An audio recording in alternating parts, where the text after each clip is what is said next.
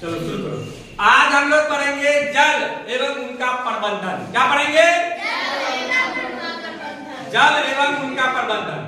पृथ्वी पर जल के स्रोत, जैसा कि हम लोग जानते हैं पृथ्वी पर 71% जल है। पृथ्वी पर कितने प्रतिशत जल है? 71%। एवं 29% स्थल है। 29% कितना है? स्थल है। 71% जल है, 29% स्थल है। लेकिन इन 71% जल में मात्र 2.5% जल ही मृदु जल है, जिसका उपयोग हम लोग पीने में करते हैं।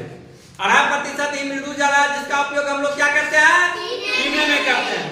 लेकिन इन 2.5% जल में से ही में भी मात्र 0.006% जल भौम जल के रूप में पीने के लिए उपलब्ध है। अब जल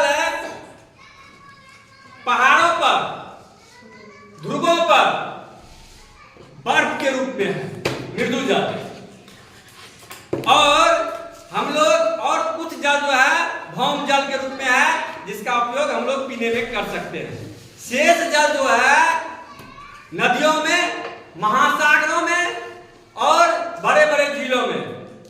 लेकिन इनमें से अधिकांश जल नमकीन जल है, जिसका उपयोग हम लोग सीधे पीने के लिए नहीं कर सकते हैं, उसको शोध करना पड़ता है। अब जल का उपयोग हम लोग कैसे करते हैं? हम लोग जल का उपयोग कृषि में करते हैं, सिंचाई के लिए। जल का उपयोग हम लोग कारखानों में करते हैं। जल का उपयोग हम लोग बिजली घरों में करते हैं।